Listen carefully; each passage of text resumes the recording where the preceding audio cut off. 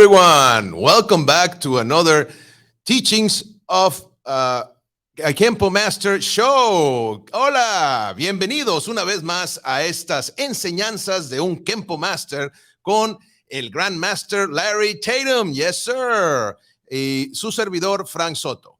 Well, you know the format, everybody. You know how it's going to be, okay? So it's going to be me going, translating everything into Spanish. And the man, of course, Mr. Tatum, is going to be sharing his stories and all the wisdom of many, many years of practice and service. You know, servicing the community, sharing the arts, and caretaking and perpetuating KENPO. That's it. Yes, sir. But before we go there, let me just say that we are going live from Studio D in Hermosillo, Sonora.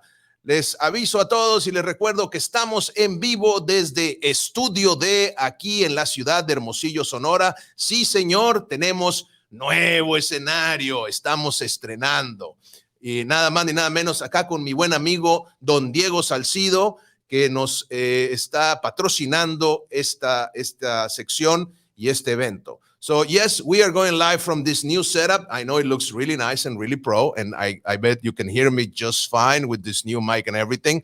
So, I just want to say thank you all for being here, okay? We're also, let me just give the proper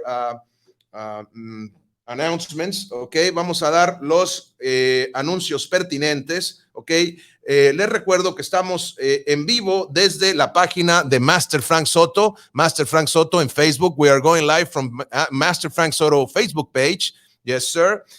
We are also going live from International Hall of Fame page of Argentina, Facebook page. Estamos en vivo desde la página de Master Frank Soto en Facebook y la página de International Hall of Fame de Argentina. Saludos a toda la banda de Argentina y a toda la gente que se está conectando el día de hoy. Muchas gracias y saludos por estar por acá. Les recuerdo que vamos en español and we're going live in English, okay? We're also going live through our YouTube channel, el canal del Dragón Kinético. Estamos en el canal del Dragón Kinético, no se lo pierdan ahí, okay? So, let's bring in the man of the hour, the one and only a world-renowned KENPO Grandmaster. He is a living legend, I should say, because, well, he has put in the work. It's not just because of his pretty looks, right? Or because he just one day woke up and say, I am a living legend. No, this man has really put in the work. You know, he has dedicated a lifetime into sharing and teaching the arts. So it's a giving, basically. You know, after 50 years of service, after 50 years of promoting the art, after 50 years of teaching thousands and thousands of students and traveling all over the world sharing the art, he's here today to share his wisdom and his experiences with you. Les comento que traemos con nosotros al Grand Master Larry Tatum, que es una leyenda viviente en las artes marciales y en el KENPO.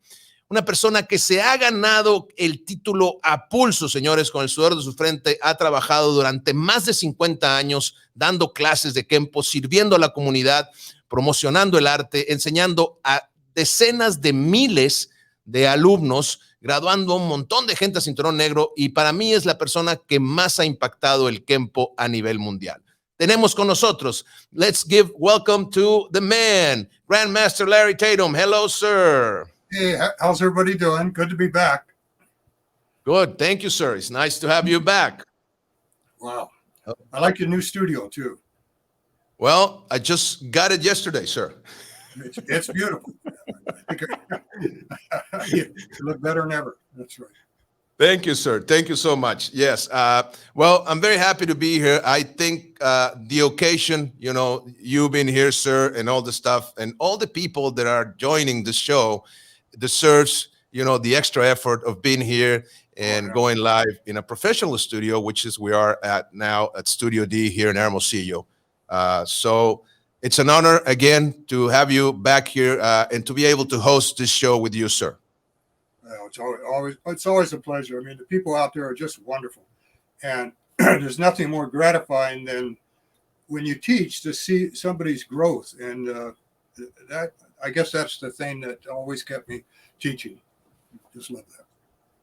Great, great. Dice el maestro que es un placer estar aquí de regreso y que es muy gratificante el poder enseñar y tener a toda esta gente que está escuchando. De verdad está muy agradecido y muchas gracias de parte del maestro y de un servidor también.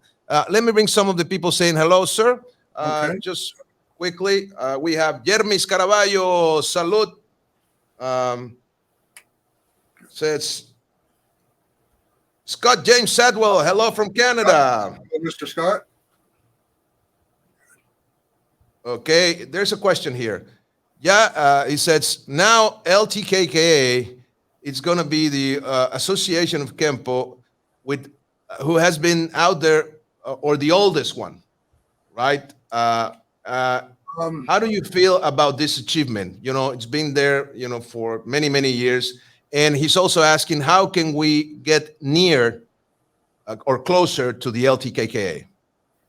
Well, it's actually not the oldest one, but I would say it's the oldest standing one.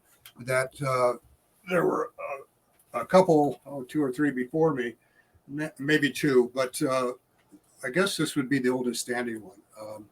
We have become the largest American Kempo organization in the world, but it's how can people get closer to LTK? Well, it's very simple, you guys. Just get on the phone or go to my email or Facebook, which I still use a lot, probably most of all the time.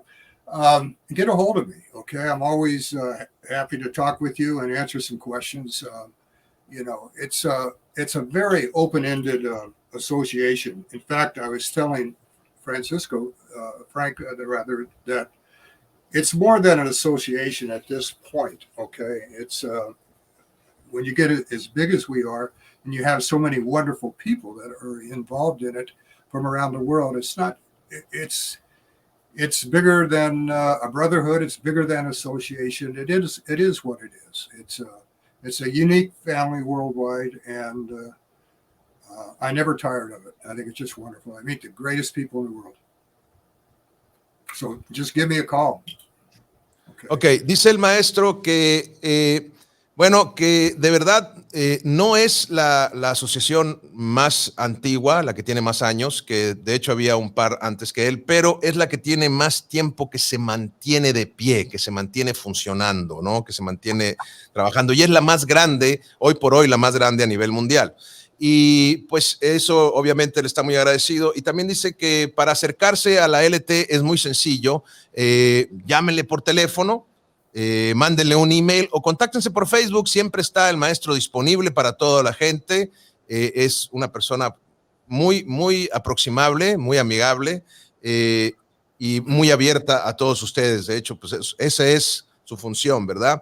Y dice que la LTKK es más ya, de hecho, y lo hemos estado platicando, me lo había estado comentando el maestro hace un momento, que es más que solo una asociación o que una hermandad, es más que eso, es lo que es, dice, ya es como una familia extendida a nivel mundial y tiene pues su propia entidad. Entonces, se pueden acercar y sería un placer para él y un honor. ¿Ok? Bien. We have more people saying hello. Maybe bring some of the comments, some of the questions. Okay. Maurice James Howie from South Australia. Salute and respect to you all. Nice. I've known him for a long time. Good to have him with us. Nice. Another familiar face here. Angela Linnell Cooper Magnamy. Angelina. There she is. Hello and much love to you both. Hello. Oh, thank you. Yes. Antonio Jordan. Good afternoon, masters. Good afternoon, Antonio. Good. Okay. Jorge Uribe, it's always good to hear what Master Tatum has to say. Kind regards from Chile. Thank you very much. Nice. Thank you. Shelley Williams, greetings and respect from Las Vegas. Yes, sir. Yeah. Hi, Shelley. How you doing? Shelley, thank you. Tony Perez, hello from Brisbane, Australia. Hello, Tony. How's everybody doing down there? Nice. Hernan Alfido, salud, Master Frank. Saludos, Grandmaster Larry Tatum. It's a great honor to listen to your teachings. Thank you for the opportunity. Thank you. Thank you. Jose Elgar Garcia, salud, Master Frank. It's an honor to see a living legend, Grandmaster Larry Tatum. He's really amazing to have this encounter, and I would like to know how Kempo, how did Kempo call to your life? A little bit about your beginnings, sir. Salud. Well, I guess I was watching a TV show back when I was 15 years old, and it was called The Wild Wild West, and he was the star of the show, Robert Conrad, was doing karate on it, and I was just amazed that if something was that possible, from a perspective as a kid. So I went to a judo friend of mine who taught judo, and he said this, which I liked a lot. But he said, I think you'll like something better. And he took me down to Ed Parker's with my brother. My brother took lessons first to see if it was okay for me. And then I went down there one night and signed up. And it was Ed Parker who actually did the paperwork and signed me up and got me into class. When I put the gi on, and I've said this many times, it felt like I was putting on an old friend. It wasn't new.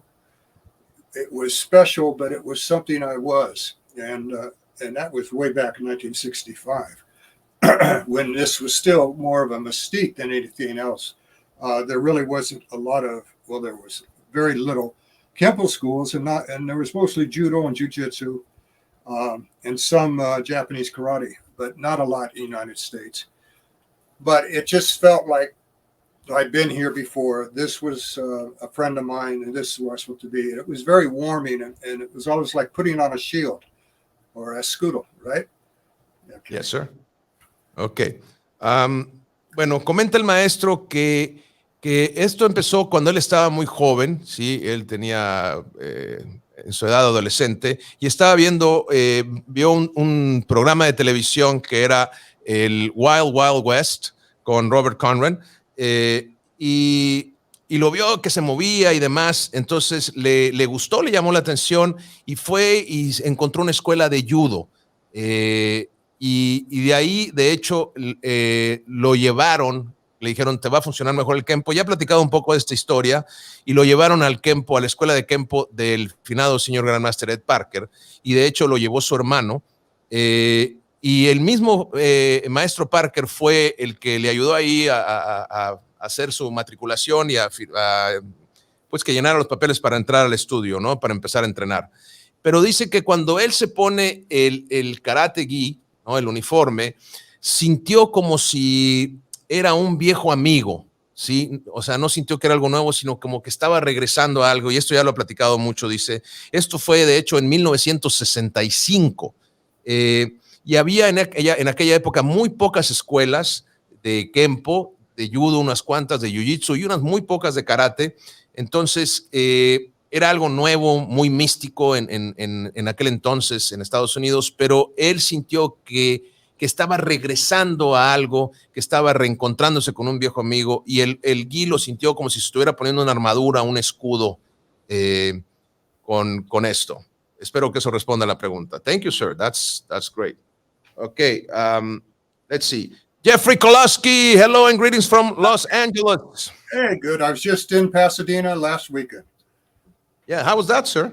Oh, it was great. It was great. It was very heartwarming, and to see so many people that I hadn't seen in over, many years, but it was wonderful. Had a good time. Dice el maestro que el fin de semana pasado estuvo en Pasadena, que la pasaron muy bien y que vio mucha gente que hacía mucho que no veía y que se reencontró con algunos y la pasaron muy bien, que fue un tiempo maravilloso. Thank you, sir. Let's see. Paul Slater, much love and respect from Thailand. All the way from Thailand. Wow. Thank you, Paul. Wow. David Guillaume, aloha from Colorado. Colorado. Hey, David. Arturo Flores Villarroel, salud maestros from LT Bolivia. Bolivia. Yeah, I've been to Colombia once, right? Well, that's close. Sí, dice que Arturo que hay que ponerse las pilas y llevarlo a Bolivia al máster.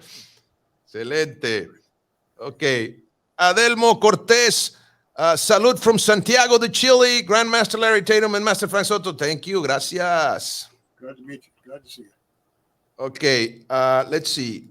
Scott Sadwell is asking, What was the first lesson you were taught from Master Parker? Oh, that's a nice question. That's a good question. Well, I think the first class was a group class, and he was, I guess there was about 20 of us in class. We were white belts, and some of us had a tip, 3 tips. Some people had 4 tips. That meant they were on their way to brown belt after that. My first class with him was white belt. I adapted to it, and for some reason he singled me out and told me to throw a right punch, and he was teaching an inward elbow to the ribs. And I was 15 years old, and I weighed 135 pounds, and he hit me with so much mass and speed, it burned. It stung, but mostly it actually burned. And as a 15-year-old kid, I took it, and he wanted me to know what, the dangers of the art word, what was the extreme of it, what was the pain of it, along with the beauty of studying it. And I guess at that time he was trying to see how much I could take. I took it, and I went back to my position in the class, and he called me up a few more times, and he laid into me over and over to he was curious, because he said he had known me somewhere in time, but he didn't know where that was.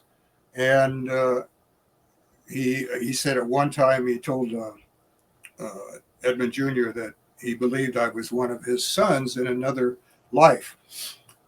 Be that as it may, I think he truly understood why I was there. Okay, my school grades had dropped. I was bored with school. I didn't like it, but it was easy for me. But I didn't want to apply myself at the time. And after a few lessons in the studio, I realized I was very important, and it was important for me to get on the stick and get my grades up, which I did. And I remember I was not going to pass high school. And so all the teachers and all the classes said, you got 6 weeks to get straight A's. So I got straight A's and passed. And it pissed off a couple of them, because they said, you could have done that all the time. I said, well, I wasn't interested. I was a lot more of a rebel than I really understood that I was. And what KENPO did, and when Ed was teaching me as a kid, was to take that rebellious attitude and put it to some good use. Make it constructive. Okay, I had a lot of energy. I'm a total optimist, and even when I'm down or out or something's bothering me, I always believe that God's with us, and I'm very much of an optimist. And that's what I gleaned from those first few lessons with him. And then later on, I took privates from him. Okay. Le preguntan al maestro que si qué aprendió en su primera clase o en su primera lección en el estudio del maestro Parker. Y comenta que en realidad él, la primera clase fue una clase de grupo, una clase grupal, y él se empezó a adaptar muy rápido a la clase. Entonces el maestro Parker se dio cuenta de esto y lo llamó a que le hiciera de sparring. Maestro Larry, siendo un jovencillo de 15 años, le tira un golpe recto y el maestro lo desvía y le lanza un codazo a las costillas, que ese era el movimiento de la técnica, y lo alcanza a impactar, lo cual dice, más que dolor, le quemó el codazo, sintió que le quemaba el codazo, pero lo aguantó, y dice que el maestro Parker lo que quería era mostrarle que el arte podía doler y lo peligroso que podía ser, pero también lo fascinante que podría ser aprenderlo, ¿no? Y también dice que tenía curiosidad el maestro y estaba viendo qué tanto podría aguantar este joven de 15 años, ¿no? Y lo siguió, de hecho lo utilizó como sparring varias veces durante esa clase, porque dice también que el maestro Parker le comentó que sentía que lo conocía desde antes, que no sabía de dónde, pero que sentía que ya lo conocía, y que en alguna ocasión el maestro Ed Parker Jr. le comentó al gran Master Larry que su padre le había dicho que él creía que el maestro Larry había sido uno de sus hijos en otra vida, ¿no? Entonces dice, como haya sido, lo que él está seguro es que el maestro Parker entendía por qué el maestro Larry estaba ahí en el estudio, ¿no? Entonces dice también que él era un rebelde, que en la escuela no le iba muy bien, no porque no pudiera hacerlo, sino porque no le interesaba la escuela, la preparatoria, el high school. Entonces, pero que entrenando ahí en el estudio de Kenpo, eso lo motivó para sacar mejores calificaciones en la escuela, y que de hecho cuando iba a graduarse de la high school, casi no lo hace y le dijeron, tienes 6 semanas para sacar puras A's, ¿no? Que es la más alta calificación en Estados Unidos. Y lo logró en 6 semanas, y aplicó y sacó puras A's y se graduó. Y de hecho hubo algunos de sus maestros que se enojaron porque le dijeron, lo pudiste haber hecho todo el tiempo, pudiste haber salido bien siempre. Y dijo, bueno, yo no estaba interesado, ¿no? Entonces dice que él era un rebelde y que el maestro Parker le enseñó a utilizar esta actitud de rebeldía para hacerla de manera constructiva, porque él es una persona que siempre ha tenido mucha energía, altamente optimista, y aún en los peores momentos siempre él cree que Dios los tiene ahí por alguna razón y siempre ve el lado positivo. Okay. Good. We have a lot more people saying hello. Let me bring a couple more of the comments here. Okay. Let's see. This is a good one. Angela, I've always wanted to ask, what is the story about the belt behind you that's framed? Oh, this one here? Well, in 1965, when I first started, you had a white belt, and that's my original white belt. And when you got your first tip, one of these was equal to about an orange belt today, then purple, blue, green. There wasn't a yellow belt yet. That didn't come until the early 70s. 4 tips was equal to a green belt at that time, and then it was brown belt and 3 degrees of brown, and then up to black belt. Yeah. So there it is. That's my original belt. Yeah. Ok, le preguntan al maestro que si esa cinta que se ve allá atrás, que si qué significa, es la pregunta que hace Angela, esa que tienen marcada, y comenta que esa fue su primera cinta blanca cuando él empezó en el 65. No había cintas de colores, solamente había cinta blanca, y cada raya es lo que ahora era una cinta. No, primero, la primera raya es cinturón naranja, después púrpura, después azul y después verde, porque el cinturón amarillo no entró hasta todavía después que las cintas de colores, entró creo que unos 10 años después. Entonces, eso es lo que significa su primera cinta. A él todavía le tocó cuando había nada más cinturón blanco, café y negro. Entonces, él utilizó ese cinturón blanco. Okay. Good. Okay, Tony Perez, to me, sir, your expression of Kenpo is unique. How did you develop such deep insight into the human side of the art?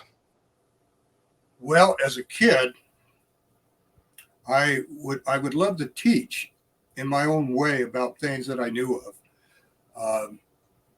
And for some reason, when I would go out with my friends when I was 10 years old, 11 or 12, we'd go through the neighborhoods and play sports and together, fight together and make up together, after we fought. But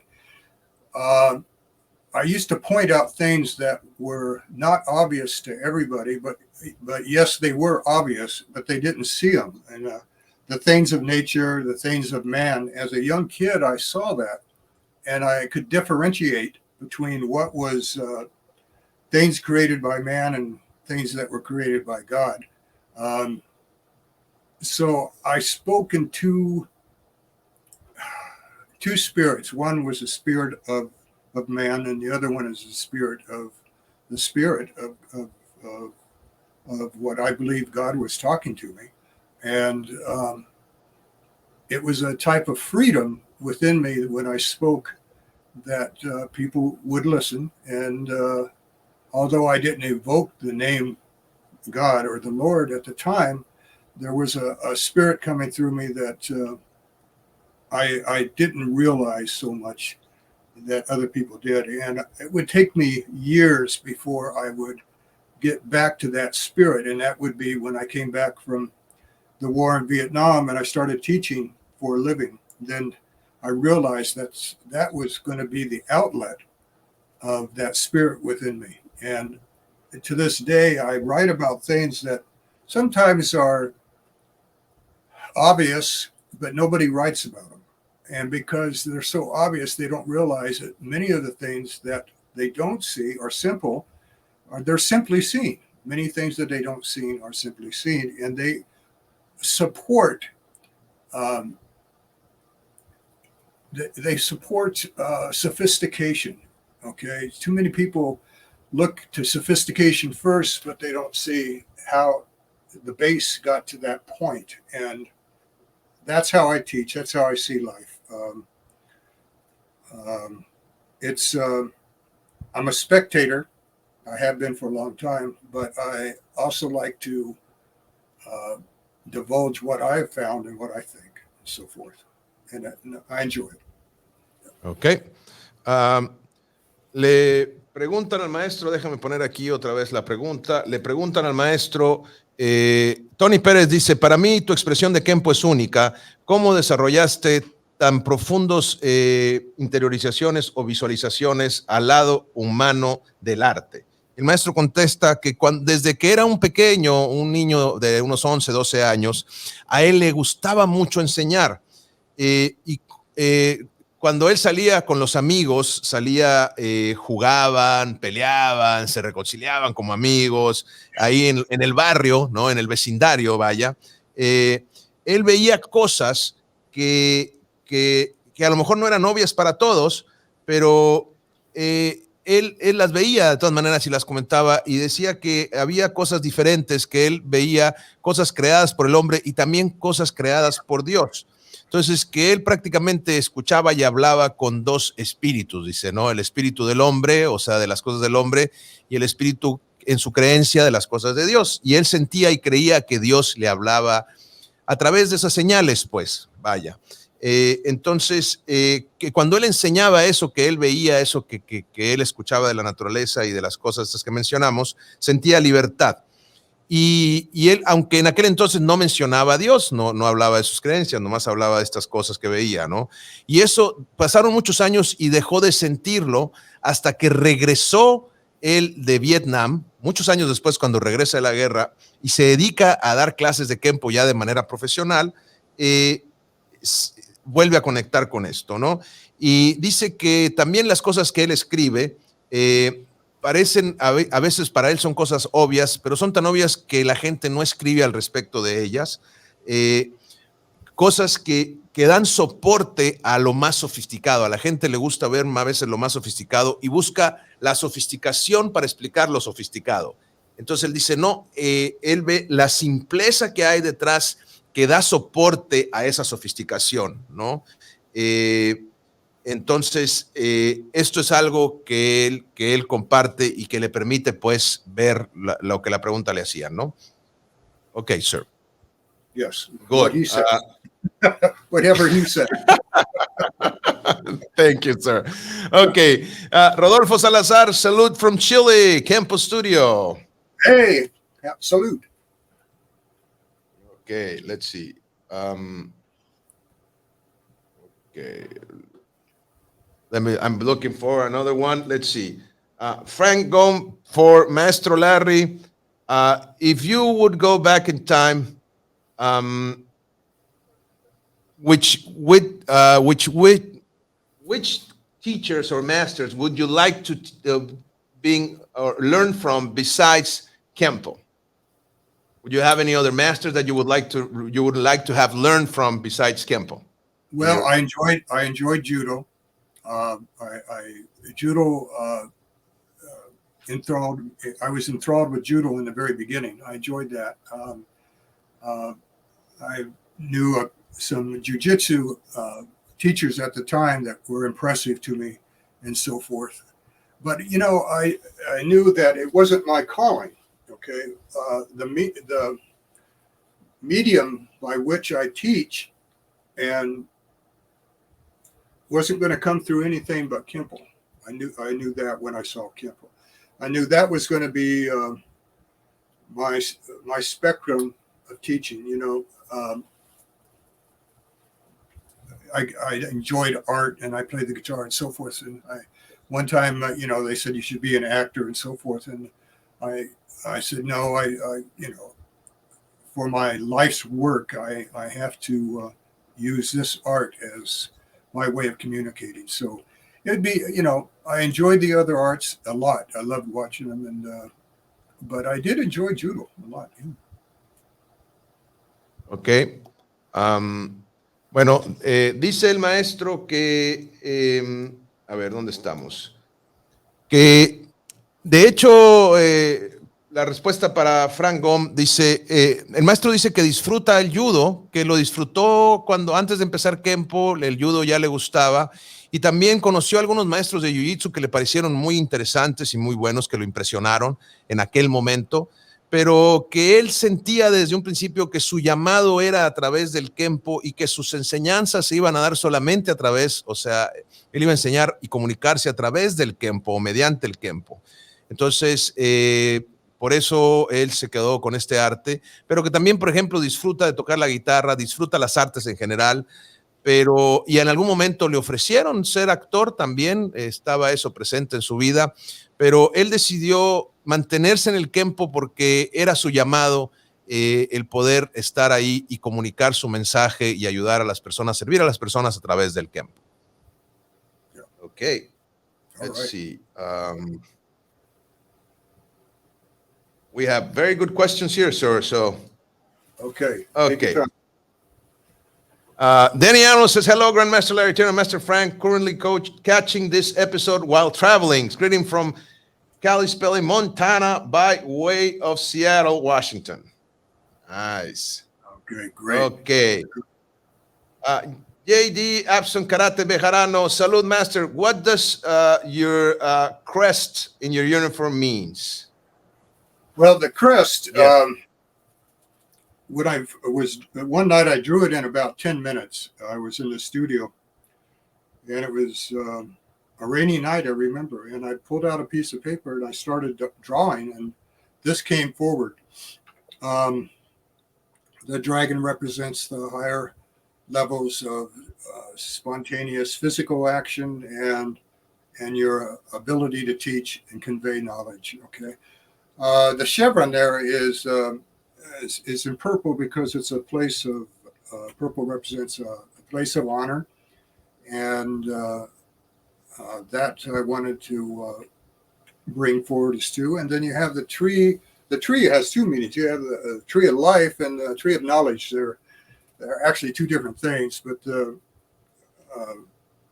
tree of life goes beyond the tree of knowledge. And in the end of our time here, okay, it's the tree of life that we want, not the tree of knowledge, because like most people, at a young age, you figure, well, the more that man learns, the better man is, and that's not the case in terms of everything, because man's inherent nature never changes. It doesn't change. You can suddenly transport yourself to another planet, but that doesn't mean you've changed your nature. It means that you've found a physical way, a scientific way of traveling. Although the science is so sophisticated year after year and century after century, what has to happen is that man doesn't evolve because of his nature. That's constant. That's a constant. And I learned that early on, and I learned that through the art of Kenpo, and I learned that through my wife, Jill, when I met her. And I knew that it was very difficult to separate the achievements of man and the growth of the human spirit. And so I wondered at an early age, what would it be that would change the nature of man? Well, I generally don't teach my faith, but I will today describe how I feel about things. When I was raised a Christian, but until I made that step myself, when I was born again, then my nature changed.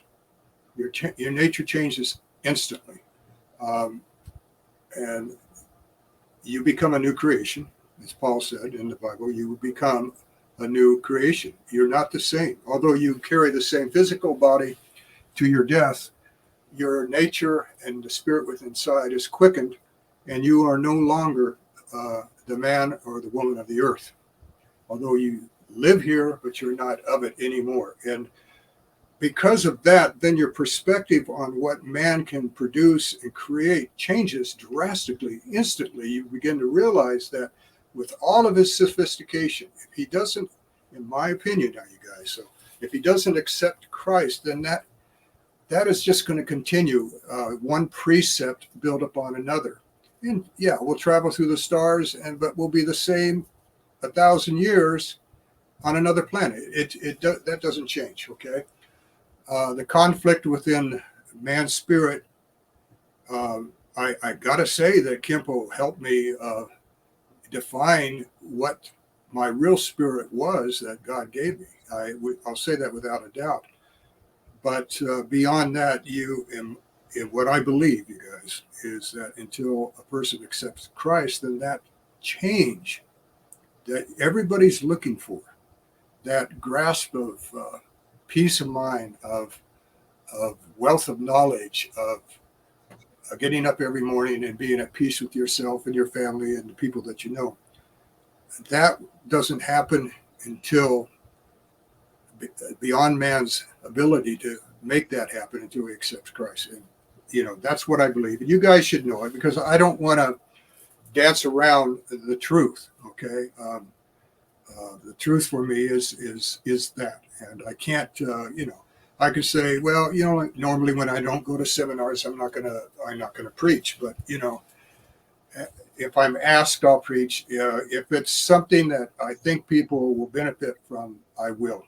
Okay, but that step has to come from the individual. That has to come through them. It came through me, and like I said, if you want to change human nature, accept Christ. I tell you what, in less than a flash, your nature will have been changed. You'll still do things here that are contrary to what God wants us to do. Okay, man's innate nature is hard sometimes to hold back. It just is. But you're on your way to not just life after death, but forever life. And I know that now. As a kid, I always wondered, well, did we die? And then, one guy said, well, I chose to come here. And I said, well, did you ever ask your mother first? Okay. When we think we have chosen, okay, we have to sit back and get a little more humble than that. Okay. And he couldn't answer me. Well, I said, how did you ask your mother?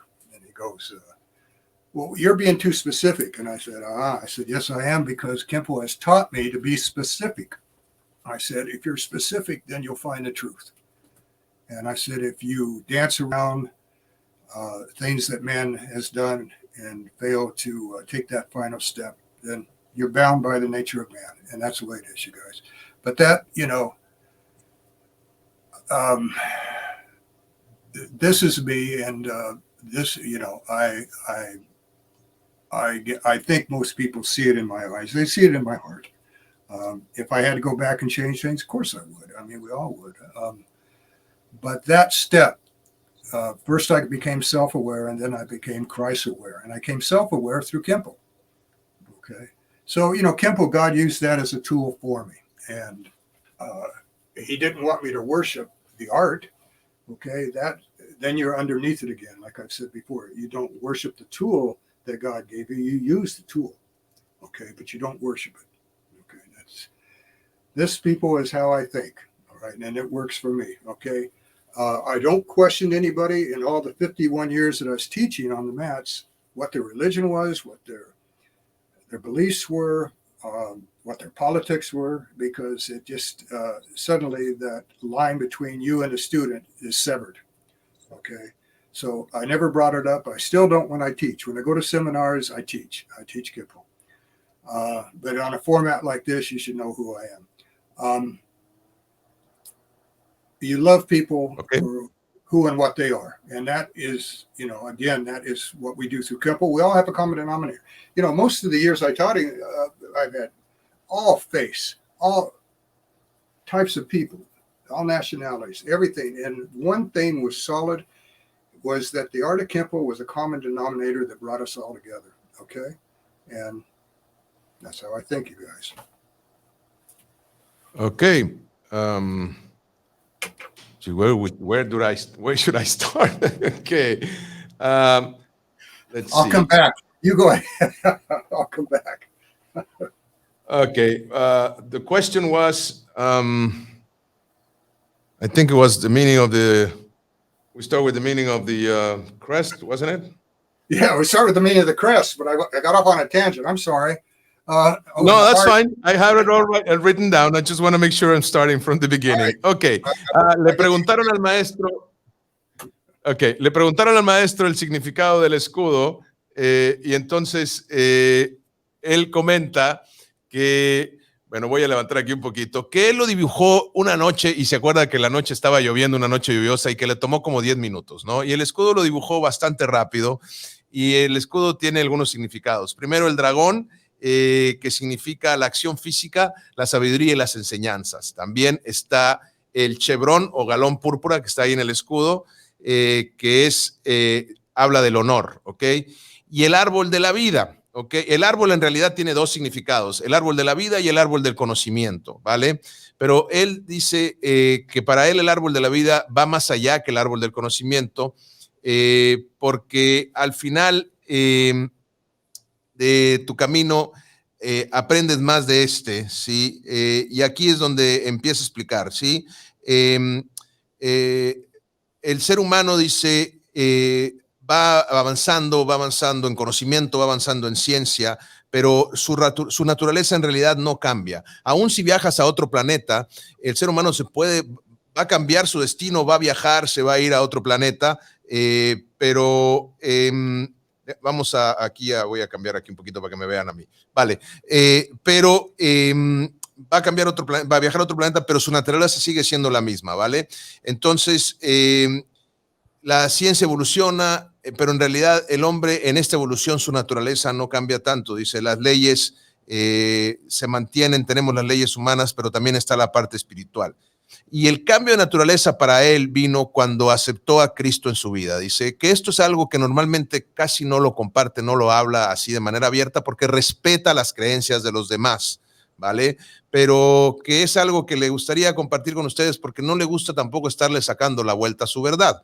Entonces, él dice que para él, sí, y hace mucho énfasis en esto, es su opinión y él respeta la opinión de los demás, pero para él su naturaleza cambió cuando aceptó a Cristo en su vida y eso es verdaderamente lo que cambia la naturaleza del humano. Si el conflicto del espíritu del hombre se calma, digamos, al aceptar a Dios y a Cristo en tu vida, ¿vale? Entonces, lo que todos buscamos, esa paz mental, ese conocimiento, ese poder disfrutar a tu familia, poder disfrutar a los demás, todo eso viene en lo que él cree, ¿no? Esta comunión con Cristo, comunión con Dios, dice, y cree que deben de saberlo porque, como digo, no puede sacarle la vuelta a eso, ¿sí? Entonces, pero dice, en los seminarios y en las clases de KENPO yo jamás predico, dice, pero si me preguntan, sí contesto y sí les puedo hablar de esto, dice. Entonces él dice, si aceptas a Cristo en tu vida, cambias tu naturaleza humana y eso es instantáneo. Y este camino él lo encontró a través del KENPO. Primero encontró conciencia de sí mismo y luego conciencia del Dios, ¿no? De Dios y de todo lo que esto representa. Entonces dice que una vez un alumno le dijo, no, pues yo en realidad elegí a la madre donde nací. Y entonces le dice, ah, sí, y le preguntaste a tu mamá eso, le dice, preguntaste qué opinaba al respecto. Entonces dice, hay que ser humildes, ¿no? No tampoco te creas que tú tienes todo el control de tu vida, es bueno la humildad. Entonces dice, es demasiado específica la pregunta que me hace, le dice cuando le pregunta esto a la mamá, le dice, claro, le dice, sí es muy específico porque el KENPO me enseñó a ser específico. Entonces, esto es bien importante, dice, y es lo que dice, este soy yo, y la mayoría, dice, la gente lo ve en mí, y por eso lo comparto, ¿no? Pero siempre he respetado a los demás alumnos, siempre he respetado sus creencias religiosas, sus creencias acerca de la política y todo esto, y nunca rompo eso, porque si rompes esto se rompe el respeto, la línea de respeto que hay entre maestro y alumno, ¿no? Entonces, pero todos estos años de enseñanza y toda esta conexión le ha enseñado esto, ¿vale? Entonces, esperemos que eso responda a la pregunta. Here we go. Okay, I think I got it also. Well, it's long-winded, and that's part of the patch. um, the heart is Dice, spirit of the art, and so forth. Dice, es una respuesta larga, pero es parte del escudo, porque la parte física y la parte espiritual está ahí marcada. Sorry, sir. Yeah. No. When I see a lot of people said, well, why don't you do a crest like the KENPO crest? And I said, well, it's already done. And I said, that will stay forever. I said, that is an iconic symbol. And I said, why? I said, that symbol represents KENPO as we know it. And I wanted a patch that represents some of the feelings from me. Could I make the patch with more iconic figures on it? Because now it's 36 years old, the patches. Yeah, I could, but it's not necessary. People ask me, and you've asked me today, when did I change into my teaching? Well, I prayed on it. But, I wanted to be a better teacher. And each year I wanted to be a better teacher and so forth. So, if you try to do things just through your own carnal cognizant mind, it's going to end up things that are somewhat good and some things that at the same time aren't going to be so good. So I do a lot of praying for help to become a better teacher. It's what we all do, and most of us do that I know. Okay, but you can tell them that, Frank. That's important. Okay. Dice, bueno, el escudo que trae, le preguntaron en algún momento por qué no es igual al escudo de KENPO, al escudo icónico de KENPO. Dice, bueno, porque eso ya está hecho. El escudo de KENPO siempre seguirá siendo ese escudo icónico y eso ya pasó la historia, o sea, eso no se lo va a quitar ningún otro escudo, dice. Y yo quería hacer un escudo que me representara a mí, dice, y esto lo hice hace 36 años, dice. Y le han preguntado si podría hacer o ponerle al escudo elementos más icónicos. Dice, por supuesto que sí, pero no es necesario, dice. Entonces, dice él que él, de hecho, también le preguntamos, estuvimos platicando, le preguntaron hace un momento que si cuándo cambió su enseñanza. Entonces, él cambia su enseñanza y él, hablando un poquito de lo mismo del escudo, ¿no? Porque él hace oración, ¿sí? Entonces, por eso es que tiene esta, digamos, cuestión única, porque dice que si tú buscas ser mejor solamente por méritos propios con tus habilidades carnales, digamos, con tu cerebro humano nada más. Dice, puede ser que logres cosas muy buenas, puede ser que otras no. Dice, pero si lo buscas a través de la oración, él lo hizo para llegar a ser mejor maestro y eso le ayudó mucho y es lo que él conoce y que mucha gente hace, que se conecta con la oración para poder lograr buenas cosas rezando. Sure. Okay. Yeah, that's good. No, I'm sorry about that, by the way. Oh no, man! I tell you, without your help, this wouldn't get across. Well, that's why I got the help of my notebook here. So, okay. So let's see. We have another question here. Choice Kiyo Kion dice, I have a question for Master Larry. How many times have you fought on the street, and how did it go? Salute with all respect. I'm making this question with all due respect. He's saying it's a respectful question, not just a bad one. He says he's really curious. 5 times. 5 times. And 5 veces. Yes, and one was fighting 2 guys at the same time on a rainy night, and gosh. 2 or 3 of them were in the studio where people came in to try to beat me up off the street, just people. Another one was, oh gosh.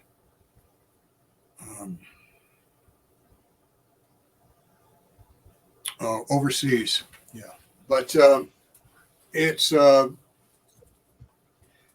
worked for me every time. But I'd like to say that it isn't the KENPO that worked, it was me that worked the KENPO. Ok, good. Bueno, con respecto a la pregunta de Choice Kiokion, ¿cuántas veces ha peleado en la calle el maestro? Dice el maestro que en realidad ha peleado, le ha tocado pelear 5 veces. Dice, una vez fue contra 2 hombres en una noche en que estaba lloviendo, dice, 2 hombres a la vez. Otras 2 o 3 veces fue en el estudio, personas que entraron a retarlo y a querer golpearlo. Yo conozco algunas de esas anécdotas. I remember some of those stories at the studio, sir. You told me those. Y Go ahead. no, just one. Y una más fue en un viaje que hizo en el otro continente. Y dice que todas las veces le funcionó. I'll be done. Before I lose the idea. De todas las veces le funcionó, pero no es el KENPO que le funcionó a él, sino que él hizo funcionar su KENPO. Yes, sir. I did 5 swords on one guy in the street, and I was moving so fast that when I chopped him and I heel palmed him, I went for the inverted punch, and he wasn't standing. But I was moving so fast, the punch was still there, and he was already on the ground. So, it's like I told people, when you get excited, you can go to a temporal distortion in your mind where, I've said this before, where everything around you is slowed down, but yet you're moving at a faster time rate. Dice que en una ocasión en la calle peleó con un tipo y le ejecutó, le hizo 5 espadas, la famosa 5 espadas, y dice, primero hizo el bloqueo, luego entró con la mano espada al cuello, tiró el golpe arriba y para cuando quiso dar el golpe invertido al estómago, el uppercut, ya la persona ya no estaba ahí. Se movió tan rápido que entró en distorsión de tiempo, la persona cayó inmediatamente y pues ya digamos que la técnica ya no funcionaba. Y él ha hablado mucho de eso, de la distorsión de tiempo, que es algo que te pasa cuando ejecutas KENPO a alto nivel. Okay. Good. Let's see. We have more people commenting.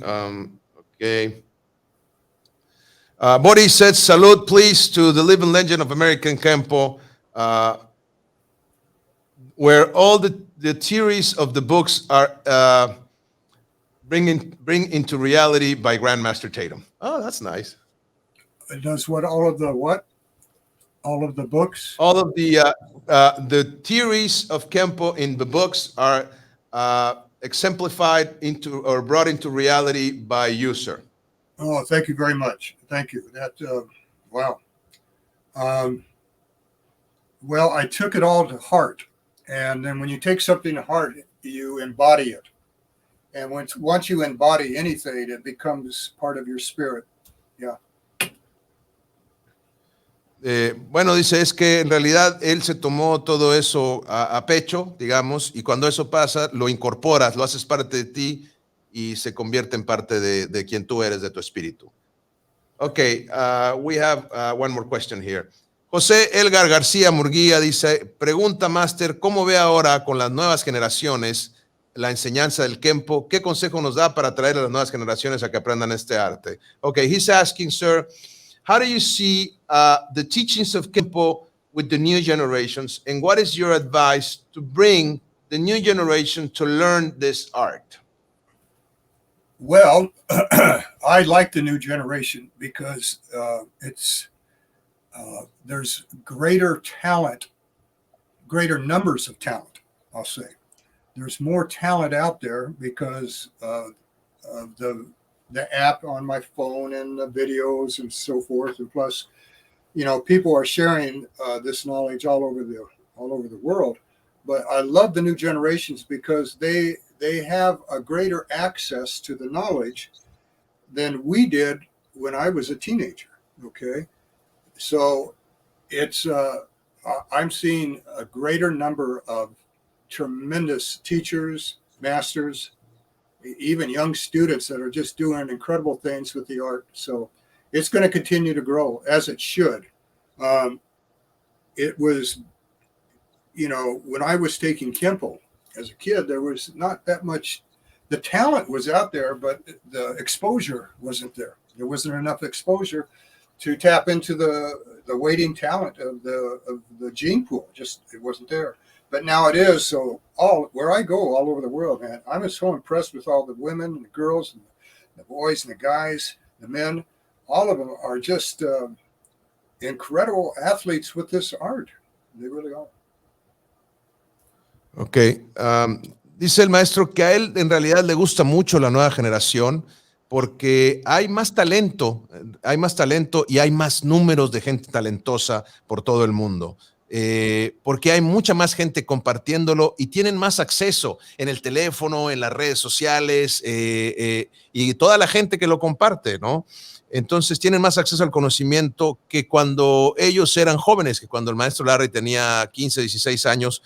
El talento estaba ahí, sí había talentos, pero no había la suficiente exposición del arte que diera abasto suficiente a todo ese talento, ¿sí? Entonces, ahora hay muchos maestros, muchos profesores y muchos estudiantes que están con este talento y que van a seguir creciendo por toda esta exposición del arte. Y él viaja por todo el mundo y eso le impresiona mucho toda la gente. Ya lo hemos platicado, de hecho, sir, we have talked about this, the amount of talent that we have today that we can see on social media and everywhere, basically. Yeah, it's tremendous. It really is tremendous. I love it. Yes. And how would you attract more people of the new generation?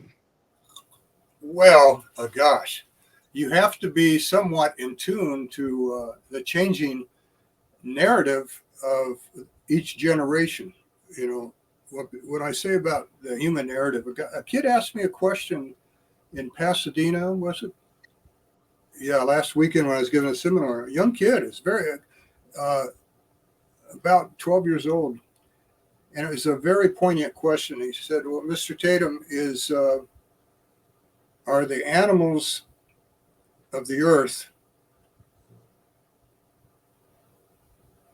is their nature the same as ours? And I said, no. I said, they're restricted by their nature. Their nature is a closed-in triangle. It's not an open-ended triangle. Okay, this is open-ended and this is closed. Okay, they have to behave according to their nature. Now we have the ability to control our nature or expand upon it. We do. We honestly do. We still have the primal instincts that the animals have, but we also have the human instinct that God gave us, that where we can not live by instinct, but live by choice. And that's a big difference. Okay.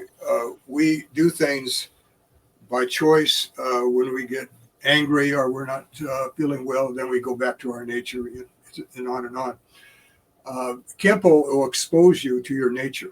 You can't hide on the mats, and you can't lie in a KENPO school when you're working out, because your nature shows through what you do and how you present yourself to your teachers and your fellow students. So it does bring you closer to your primal nature, which is good, because then it highlights the other side of you that can make choices and that are not bound by your nature. Okay.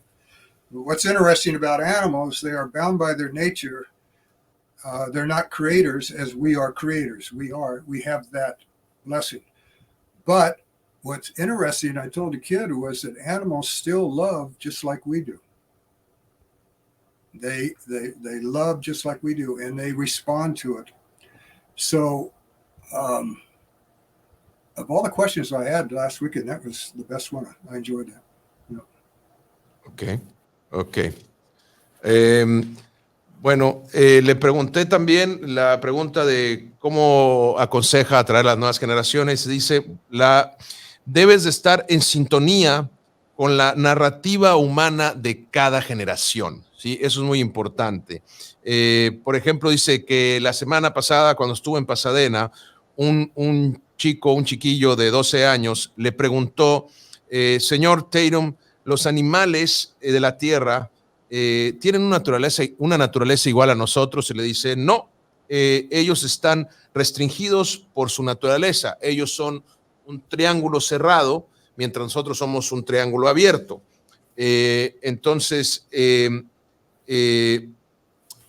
los restringe su naturaleza, ¿sí? Y ellos actúan en base a instinto, mientras que el ser humano tiene el instinto, la conexión con la naturaleza y la parte primaria animal, pero puede ir más allá del instinto, puede expander su naturaleza, sus acciones, ¿sí? Entonces, esto es algo, dice, que nosotros podemos vivir no por instinto, sino por elección, podemos elegir. Y esto es algo que en los estudios de KENPO la persona muestra, su naturaleza real se muestra, no la puede esconder, no puede mentir porque es evidente en el mat, pues en el tatami. Entonces, en tus acciones se muestra, en tu relación con los demás compañeros, con tu maestro. Y el KENPO dice, te acerca a esa parte primitiva del ser animal, que también está en el ser humano, pero enaltece, por tanto, por opuestos, enaltece el lado humano, ¿vale? Esa expansión que tenemos el ser humano, dice, los animales no son creadores, no tienen creatividad, no pueden crear. Como lo hacemos nosotros, pero sí pueden amar al igual que nosotros y responden a ese amor. And that's important, Frank, because until you recognize your primal instincts, it's very difficult to recognize the opposite of that. And you need that contrast. And you can find it in sports, you can find it in music and so forth. But KENPO exposes you to yourself and to what your nature is. But it tells you at the same time that you have the ability to make the choice. And that's what in KENPO, you walk away from a fight before you hurt. You check before you block before you strike before you maim, and you maim before you kill. Okay, these are choices. Okay, these are all choices. This is, important. Again, it's almost too obvious. But again, the guy asked me, how do you teach? And I said, I see the obvious. Number one is that contrast that you see of yourself and your fellow students and your teachers, okay, and your masters. You see that instinctive side, that primal instinct, and then you see the side that can make a choice, okay, not based upon instinct, but a choice that's based upon the spirit of love and compassion. Ok. Entonces dice, esto que acabamos de mencionar es importante, ¿sí? El reconocer tu instinto primitivo, tu instinto basal, primario, vaya, para poder conciliarlo en ti, ¿sí? Y esto es algo que el KENPO te da más que cualquier otra actividad, ¿sí? Aún que otros deportes. Porque en KENPO te acercas a ese instinto primitivo, pero tienes la oportunidad de elegir, ¿sí? Por eso es esta enseñanza que dice, te alejas de la pelea antes de pelear, chequeas antes de golpear, golpeas antes de lastimar, lastimas antes de herir y eres antes de matar. ¿Sí? Diciendo, ¿a qué se refiere con esto? Tienes siempre la elección, ¿ok? Y aunque esto puede ser a veces algo demasiado obvio, a veces la gente no lo entiende y alguna vez le preguntaron a él, maestro, ¿usted cómo enseña? Bueno, yo veo lo obvio, ¿sí? Veo esta parte primitiva, veo estos comportamientos, este instinto, tanto en alumnos como en maestros, como en la relación de ellos y demás.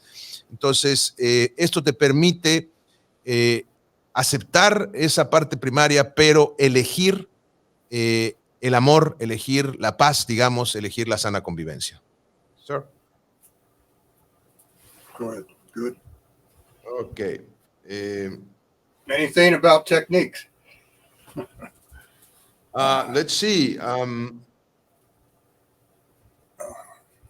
Okay, we have Raúl Cruz dice the big in KENPO. Yes. Seminars in Mexico. See, coming up. Sí, señor. Sí, The big señor. one. Let me take the opportunity here to share this. Bueno, señores, acaban de preguntar que si va a haber algún seminario en México, así que voy a aprovechar esto para dar el anuncio, señores. El próximo 29 de octubre, tendremos con nosotros una masterclass virtual, la primera masterclass virtual internacional del Gran Master Larry Tatum. Sí, señor, expandiendo la flama del KENPO, señores, con temas como decodificando la estrategia KENPO, el two-man set, interiorizando en el two-man set y KENPO avanzado o advanced KENPO. Este seminario va a ser, vamos a transmitirlo de manera virtual desde aquí de la ciudad de Hermosillo, Sonora. Va a estar el maestro por acá. Compartiendo, pero para el mundo, de Sonora para el mundo, el Gran Master Larry Tatum va a estar asistido y traducido por un servidor. También nos va a ayudar el buen Barbarie y vamos a tener a la gente por acá. Y después vamos a tener un VIP meet and greet. Sí, vamos a tener un meet and greet con la gente acá, una convivencia VIP con el maestro. La masterclass va a ser por la mañana. Va a ser el sábado 29 de octubre. Pónganse en contacto conmigo para darles los detalles. La próxima semana ya vamos a poner los detalles en el internet. Van a poder entrar, va a ser interescuelas y también van a poder entrar de manera individual. Vamos a tener un gran formato apoyados por Estudio D. Estudio D va a estar presente, el buen Diego Salcido va a estar con nosotros y ayudándonos.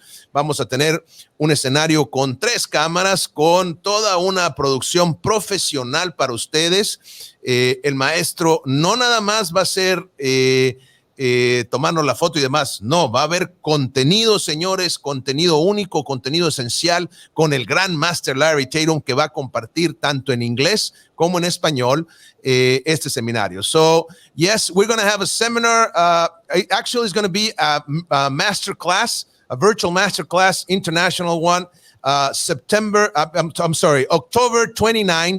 29, here in Hermosillo. We're going to have very special productions. We're going to have 3 cameras going live, okay, for you. It's going to be a Zoom masterclass where we're going to have Grandmaster Larry Tatum sharing KENPO at its best, okay? It's not just going to be a conversation like we have today.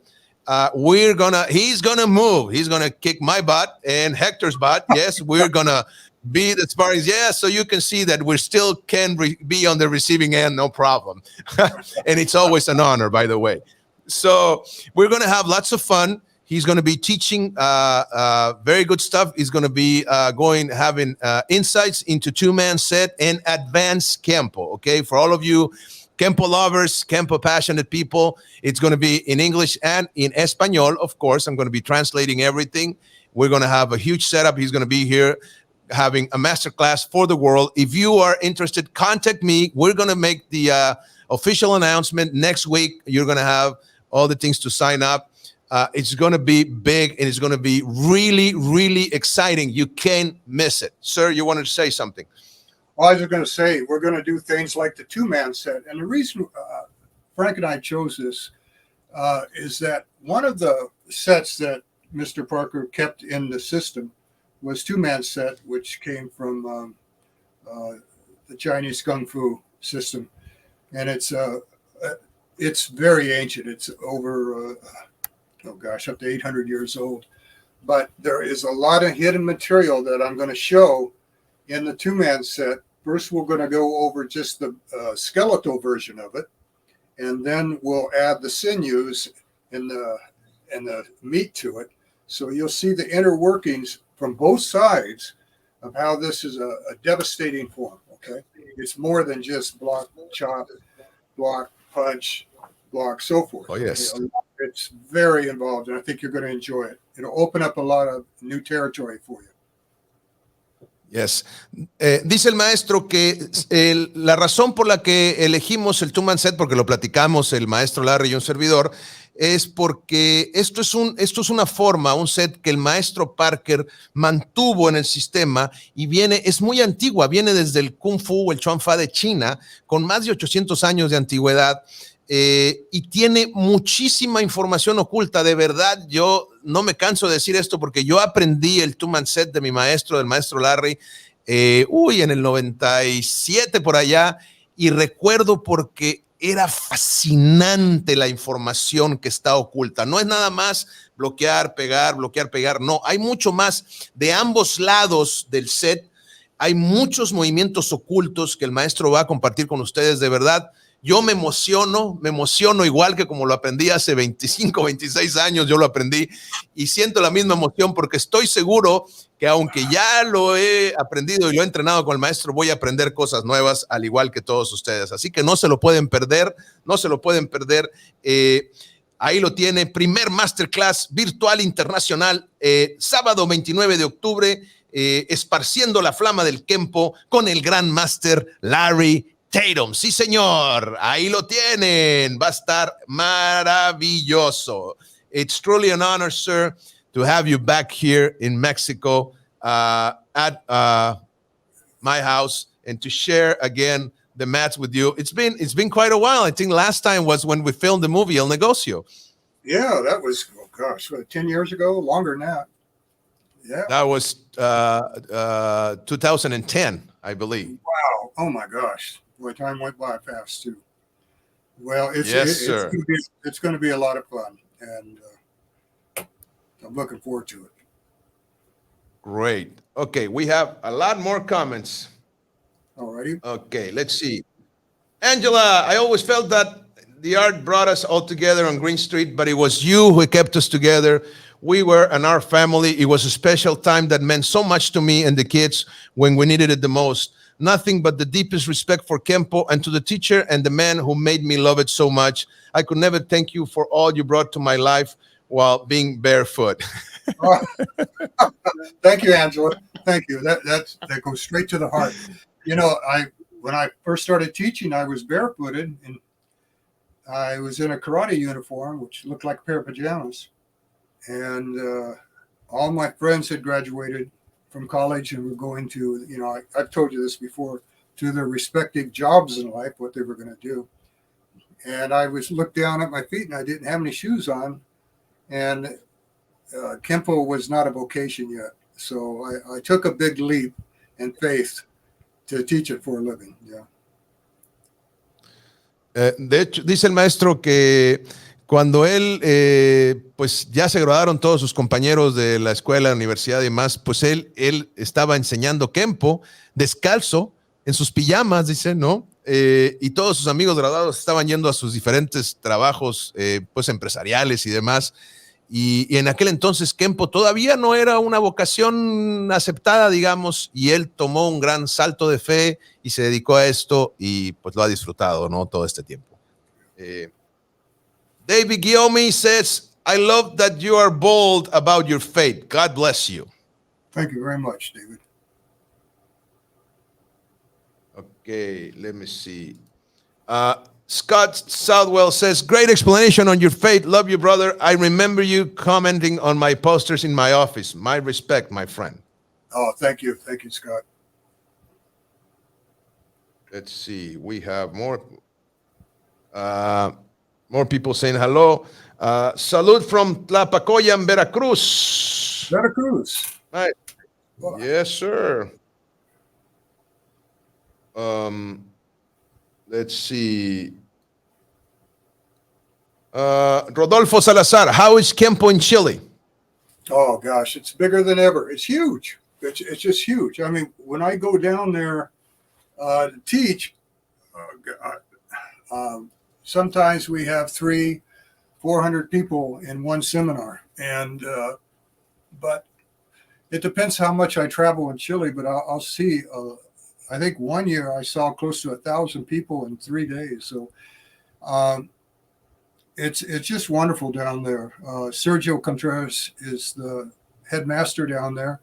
and he has spent his whole life teaching, and he gave up a certain regular life after college and decided to put it all into teaching Kenpo. And it was a big step of faith on his part to step out of the norm. I think his family were they were in construction and developers, on a large scale. That tremendous jobs to go into. But he, after college, he went right into Kenpo and said, "I'm going to take everything I know," and he did. So it's a wonderful place to visit, and it's a great place to go and practice Kenpo, let me tell you. Bueno, preguntan que si cómo está el Kenpo en Chile. Dice, wow, no, el Kenpo en Chile es muy grande. Cuando va y da seminarios, el maestro tiene de 300 hasta 400 personas en un seminario. Pues es muchísima gente.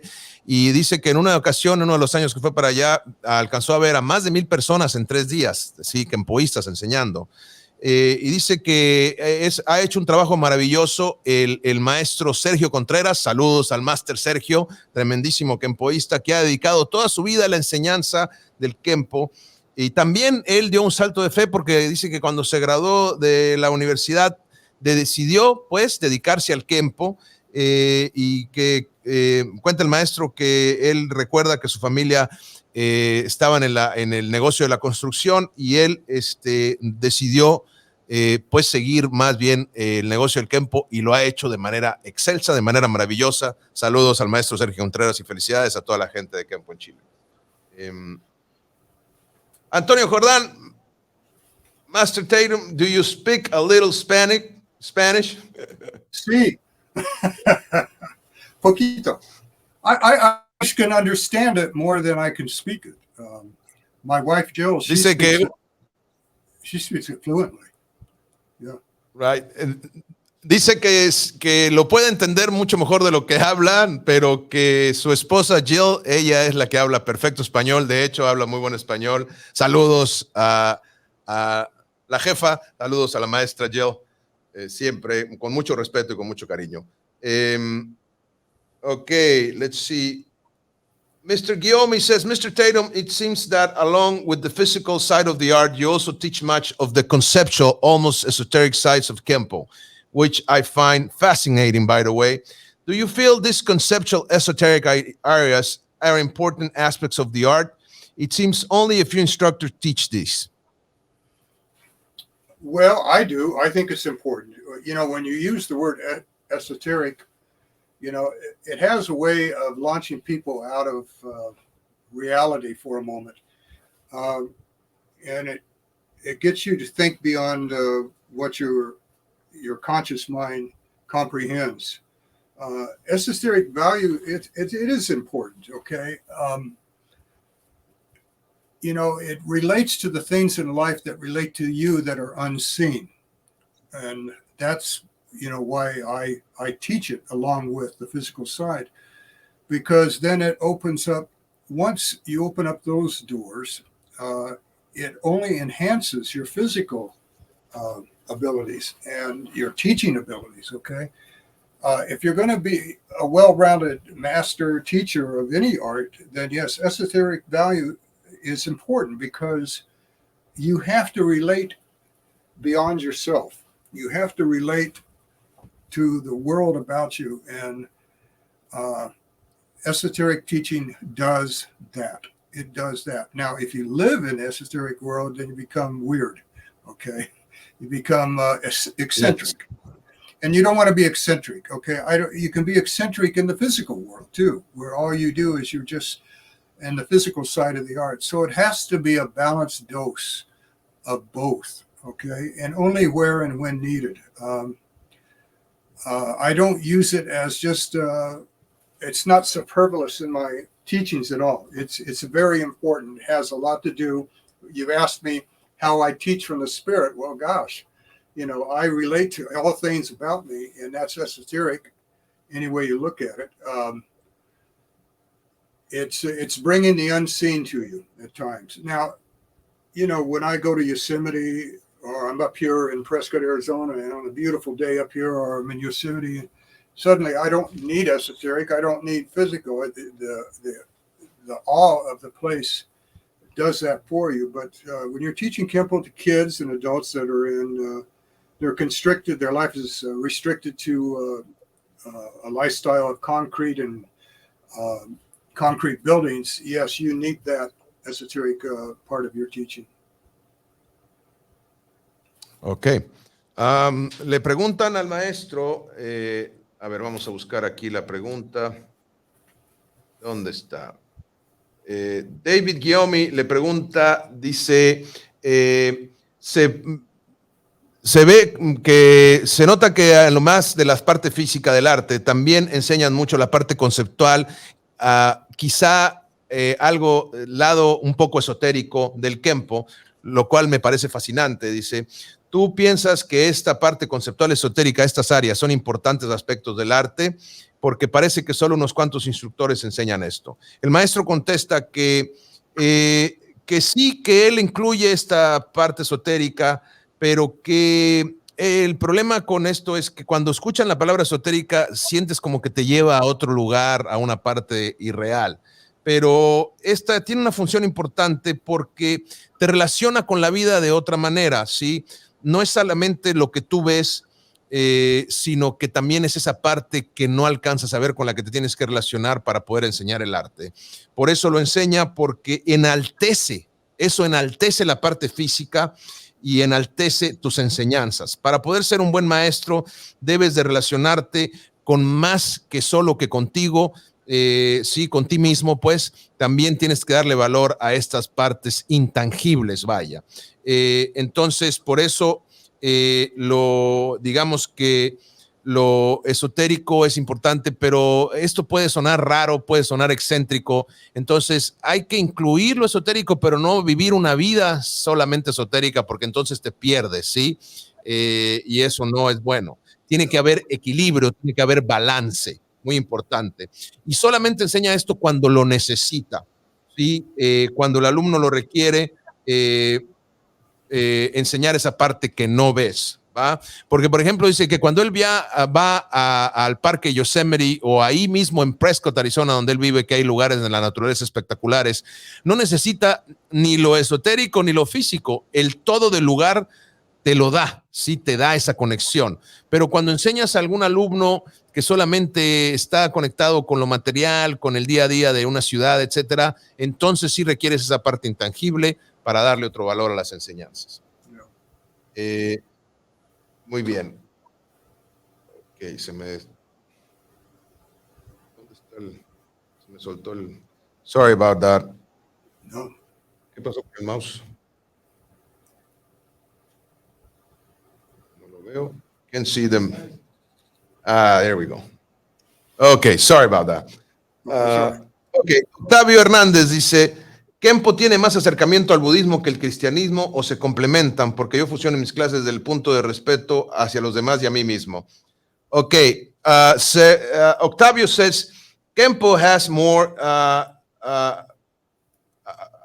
it's closer to Buddhism more than Christianism, or do they complement each other? Because he says, I make a fusion in my classes from the point of respect towards everybody else and towards yourself. Would that be correct? I'll tell you a story. Years ago, I asked Mr. Parker, I think it was about 1973. He was on the mats with me, and I said, you know, you're Mormon, but you're Christian. Mormons are Christians. And I said, I'm a Christian. I said, it seems that there is a lot of Buddhism or Taoism, you know, the study of life in the art. He said, yes, there is. And I said, well, if Buddhist monks are doing good, I said, are they not Christians? And he looked at me and he said, Larry, he said, they're in class. And I thought about that. And I said, they're in class? He said, yeah, they're here. They're in class. While you're here on earth, you're in class.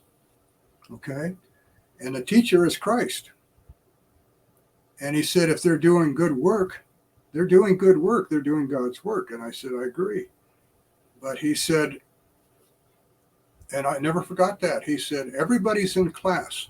And I said, and then I dawned on me. He said, not everybody listens in class. Some people play around in class. Some people just don't understand it sometimes. And there's those in class that listen, okay, and they get the lesson. But he was adamant about that. I've had many Buddhist students, Taoist students, all types of things. So for wonderful people, like we treat each other with regard and respect.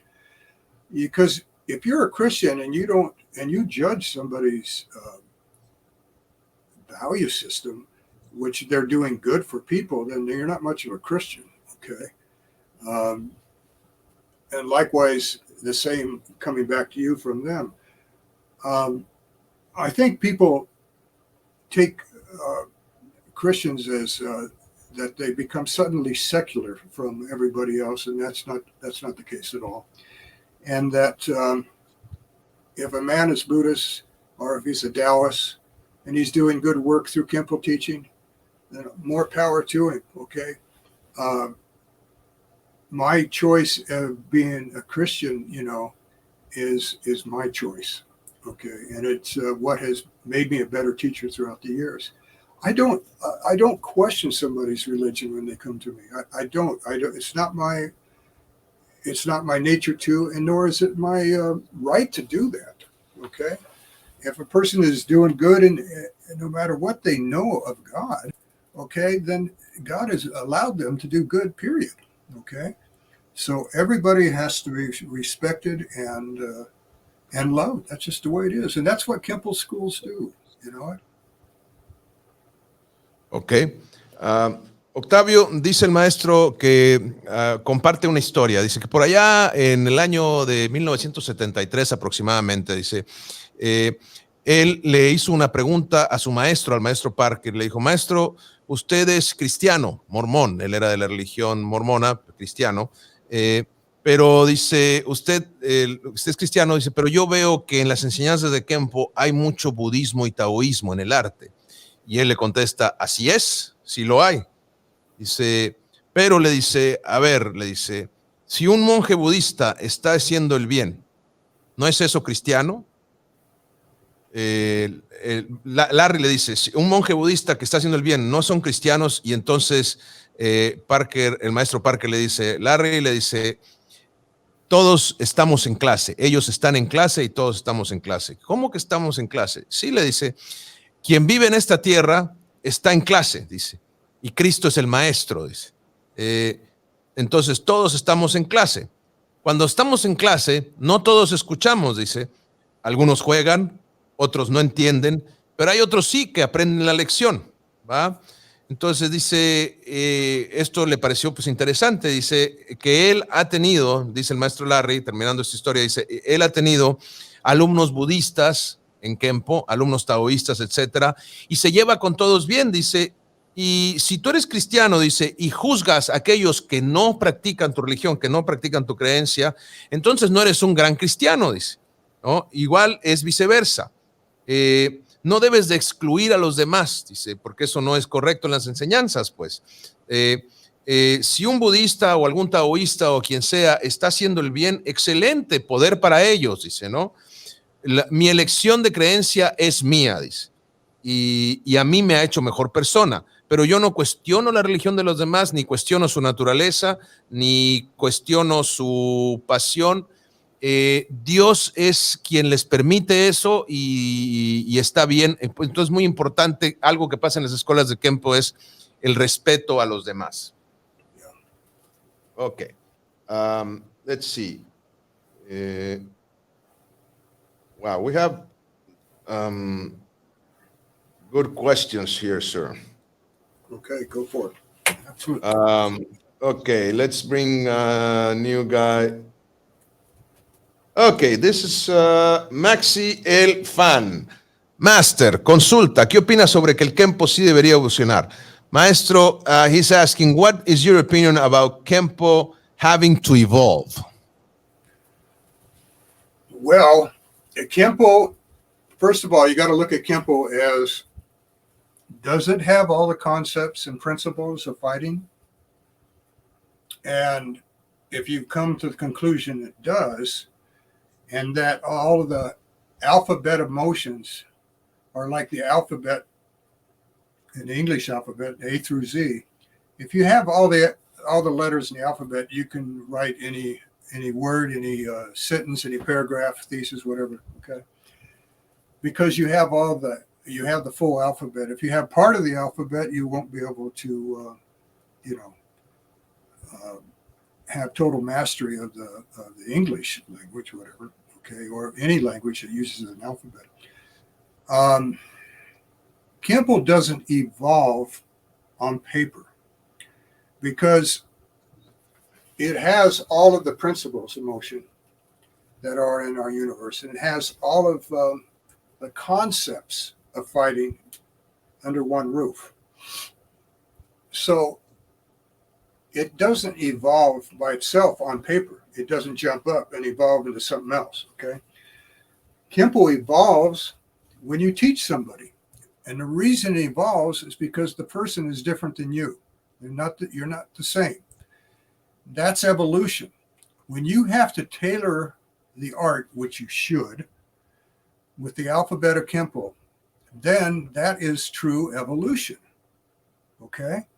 I don't have to delete stuff from KENPO to make the art a better curriculum.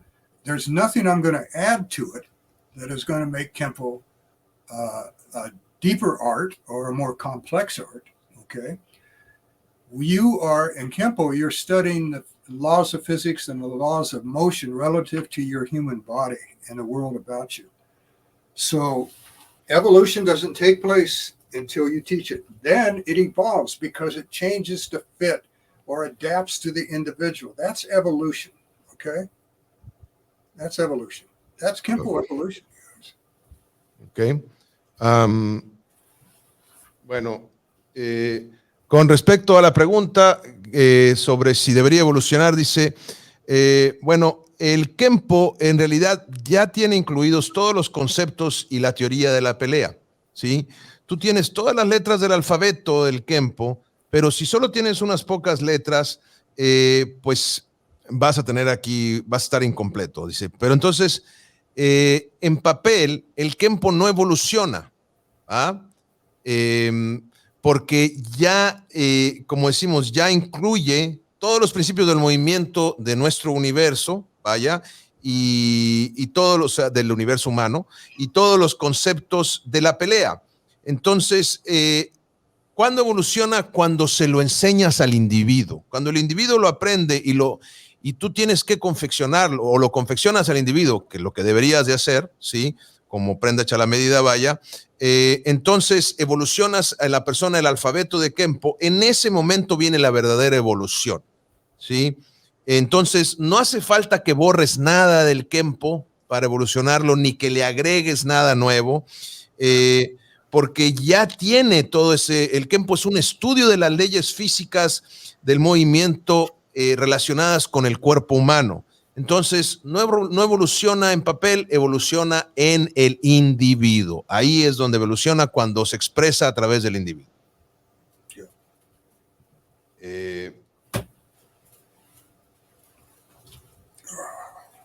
Ok, Leonardo Cortés dice, I understand that KENPO evolves constantly according to personal evolution. And this is the wonders of the system. Yes. You could say there are traditional KENPOists and evolutionist KENPOists.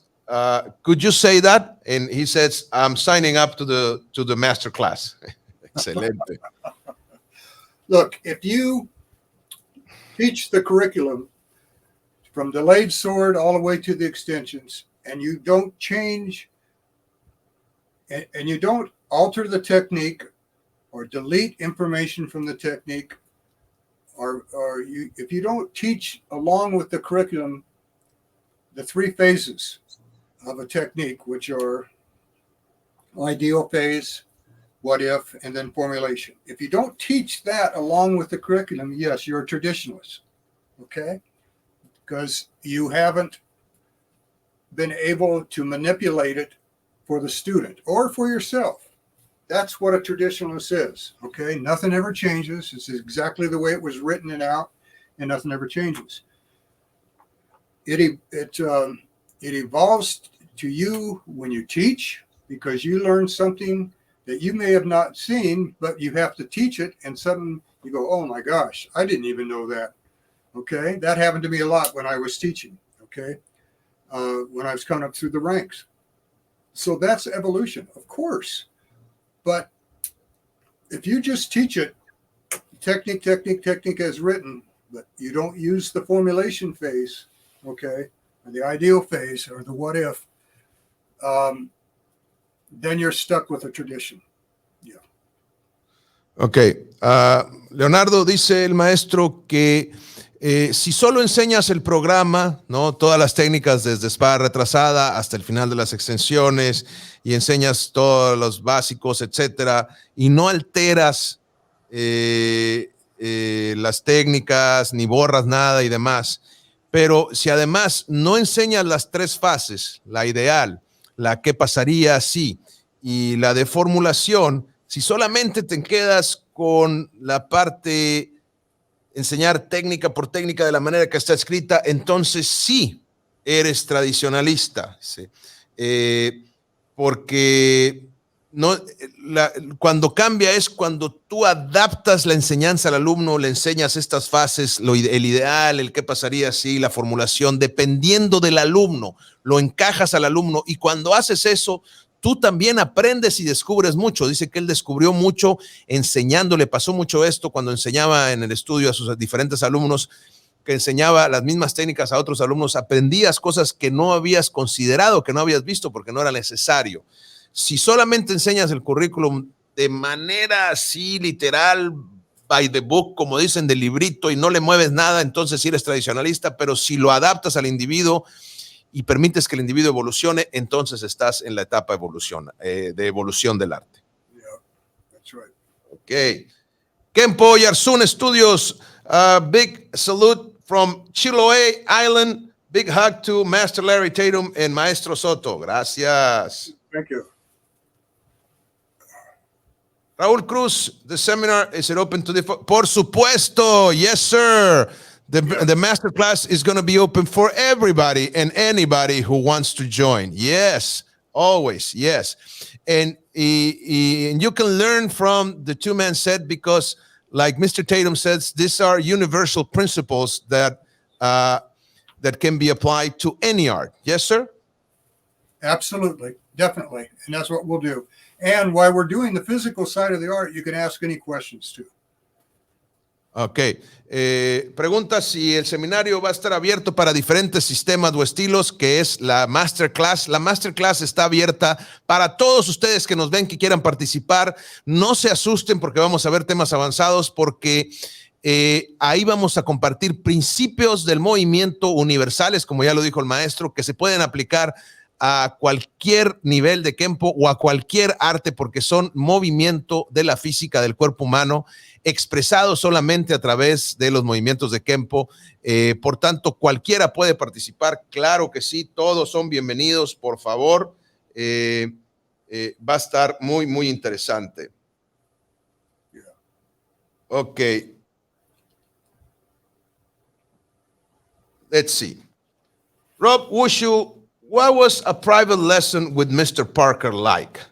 How much did he charge? Well, okay. He charged many, many dollars. Could you learn whatever you wanted? Well, these are good questions, by the way. Did you have questions that he would refuse to answer because he considered it secret? Okay, thank you, Master Tatum. Well, great. Thank you, Mr. Wushu, for asking. It's a good question. Yes, sir. Private lessons, when he charged the outside people back in the 60s, I think he charged, oh gosh, back in around 1965, he charged $80 a month for one private a month, which was a lot of money then. When I started taking privates around 1971, 72, he didn't charge me. He didn't charge me because basically I was working at the studio anyway. But his lessons were structured around what he thought you could assimilate and absorb in one lesson. He didn't hold things secret, okay? He would not teach the full value of a concept at any one lesson, because it would be too lengthy. But what he would do is he would highlight key master key movements or master key concepts, so that you could be self-taught after the lesson, okay, before you came back and I would train with him again, okay? And that was the mark of, of a master teacher. Not to sit there and just divulge every piece of knowledge, because there's too much of it. And secondly, it ruins the path of travel for you, okay? What you want to do is highlight the things that allow people to continue on the path with their own motivation. And that's the way he taught. Okay. Thank you, Mr. Wushu. I hope that answered your question. That was a good question. Le preguntan al maestro que cómo eran las clases privadas cuando con el maestro Parker, cuánto cobraba en aquel entonces y si podrías aprender lo que tú quisieras, o si tenías algunas preguntas, si él se rehusaba a contestar porque lo consideraba secreto. Entonces el maestro le dice, bueno, por allá en el 65 cobraba alrededor de $80 al mes por una clase privada a la semana, lo cual era bastante dinero en la época. Cobraba bien, digamos.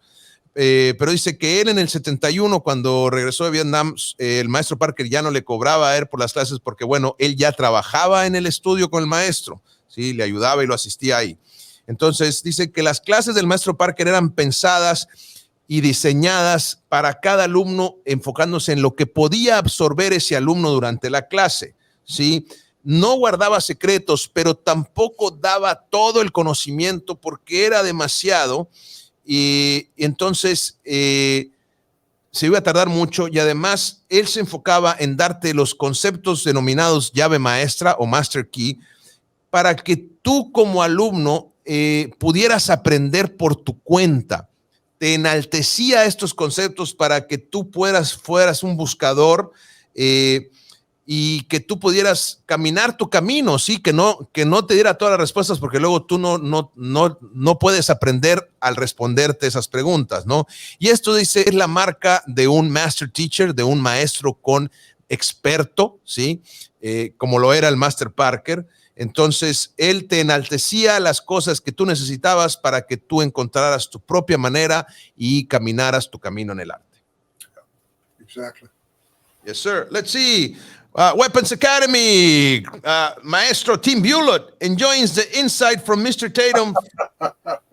Frank, the new set looks great. All the best, Tim. Thank you, sir. Boy, Tim he's worked with me off and on throughout the years in filming DVDs. He's tremendous. You know that show that I put out about a month ago, where the outtakes from one of our TV show I did? Yes, sir. Tim did the filming on that, and he was just great. Just a wonderful guy to work with. And also Tim has done so much with his Kenpo around the world, and his teachings and his, he's been in law enforcement most of his life, abroad, and also in Texas now, where he's got a tremendous job in keeping people alive. Wonderful person. Sí, maestro Tim Bullitt manda saludos y nos comenta aquí el maestro que de hecho el programa que puso hace como un mes ahí, que compartió en redes sociales el maestro, lo filmó el maestro Tim Bullitt. Siempre ha hecho un gran trabajo él produciendo videos, DVDs y demás, y ayudándole al maestro Larry. Además, el maestro Tim ha hecho una gran labor con el Kenpo y también es policía, todavía activo, y ha hecho mucho por su comunidad. Es una tremenda persona. Muchas gracias. Saludos, Tim. Saludos, mi hermano. Ok. Igor Ría dice, great and conversation. Thank you for the lesson. Thank you very much. You're welcome, Igor. You're welcome. Leonardo says, okay, I teach the three phases and I have learned them more teaching what I've learned. It says, thank you, Maestro Soto, for teaching me how you did. Un honor, mi estimado. Yeah, he's one of my students. He's great. He's great. Gracias.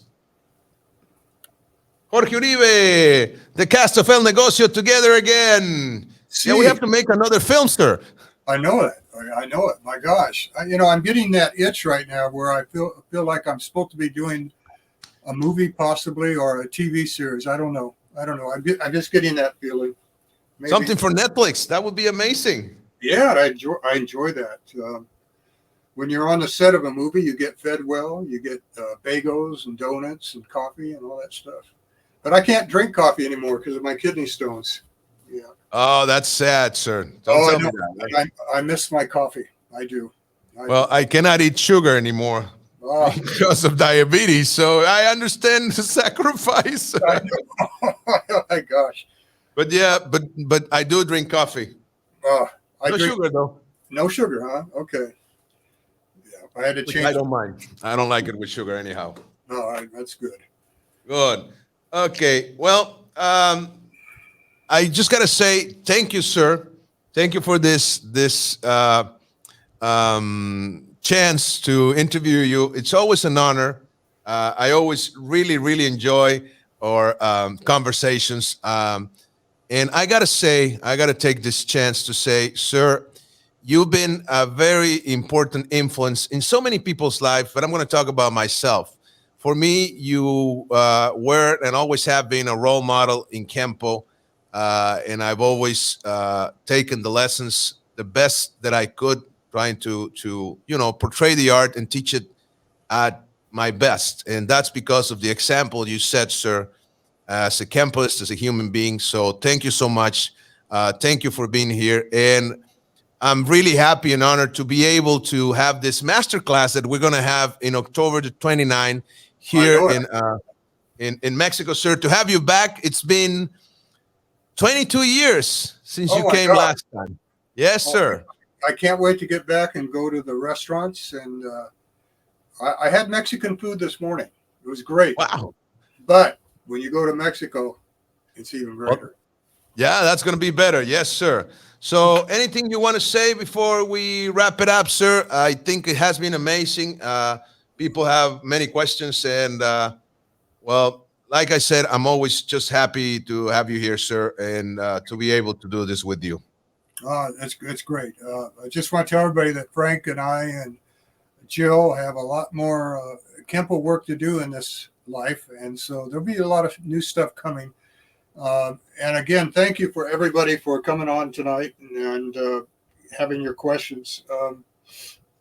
And I just hope that you learned a little more about me, my personality, and how I feel about things. But again, it's an honor to be able to have you guys come in and ask the questions. Thank you. I just got one technical question, sir. Now that you opened the door a little, some minutes ago, I remember one lesson that you taught me. I don't know if it's still a part of what you teach, but I remember this lesson because this happened, 96, 97? 97 was when I was in Pasadena working for you there at the Green Studio, which was the experience for me. That set me on the path of teaching. And one of the things that you taught me was that KENPO, the system was divided into three subsystems: the public system, the black belt system, and the system. And that really marked the way I viewed KENPO. And I remember back then we used to go deeper into the art, especially when you started showing me the applications of the extensions, for example, which can go much deeper than what you see on paper, that when you apply it, right? Like you said, it evolves once you start applying them. And the system itself, the teachings of the pattern and all of that stuff, does that still apply in your teachings, or is it Is it gone? Is it there? Because I thought that was amazing. And that was part of the things that I wanted to for you to cover a little bit in this masterclass that we're going to have in October. That's why I'm asking. Yeah, definitely. We'll take some extensions where we'll find what, the common word for it is China, where you find the inner workings along a line of travel. Okay. I'll highlight where that is taught in KENPO. A lot of people think, oh, it's secrets. So no, it's just knowledge unseen, We'll go into that aspect of it because that does open a huge door to you of how to move and how to perceive your journey. Yeah. Okay. We will. Yes. That was, like I was saying a moment ago, I remember when I was learning that from you, it was so exciting. I mean, I used to get, I remember I had a private lesson from you every week.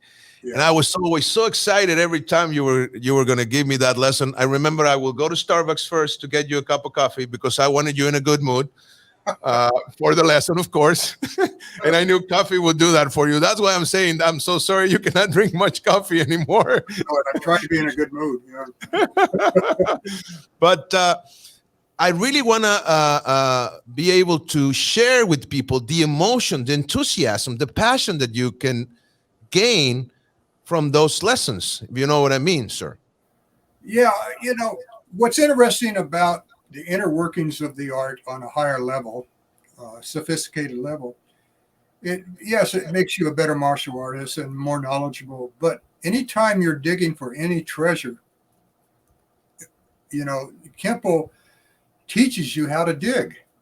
And so you don't have to dig into KENPO. You can take that ability of perspective travel, okay, and use that to any art or any endeavor. And that's what it does.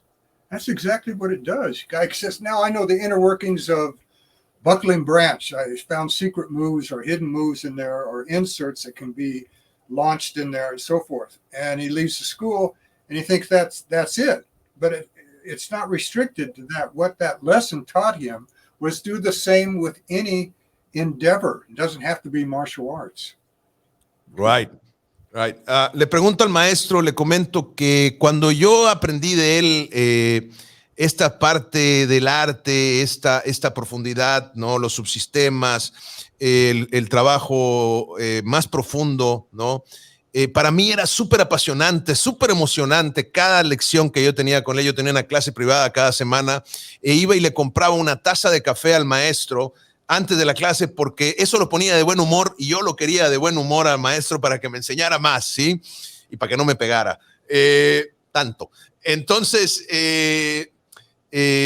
me comenta que sí, que de hecho es esta parte que va a enseñar en la clase, en el masterclass que vamos a tener en octubre. Por ejemplo, el China, la conexión China, agarra y controla el arte originario del Kung Fu.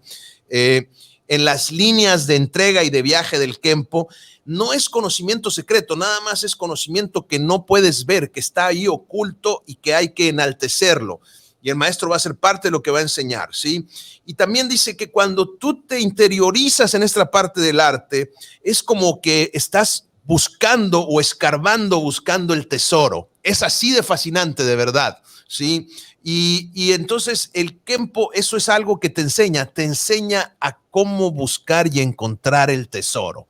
Eso lo hace fascinante, de verdad. Va a ser muy bueno, señores. Entonces te da esa perspectiva, ¿sí? De esa búsqueda del tesoro. Y comenta, por ejemplo, cuando alguien va a la clase y aprende una técnica como buckling branch, doblando la rama o pandeando la rama, piensa que lo que descubrió en esa técnica es todo lo que hay, y no, hay mucho más. Eso lo único que te da es esa perspectiva, te cambia la visión del arte, te enseña y te ayuda a buscar ese conocimiento que es un tesoro, y eso es de lo que vamos a hablar. Y de verdad es lo que yo quiero compartirles a todos ustedes en esa masterclass que vamos a tener en octubre, compartírselos a ustedes, porque de verdad eso fue lo que a mí me apasionó tanto del arte y lo que mi maestro me entregó y me dejó. y me permitió a mí explorar y ver esa perspectiva que después se convirtió en mi expresión que yo llamé kinética. Eso es.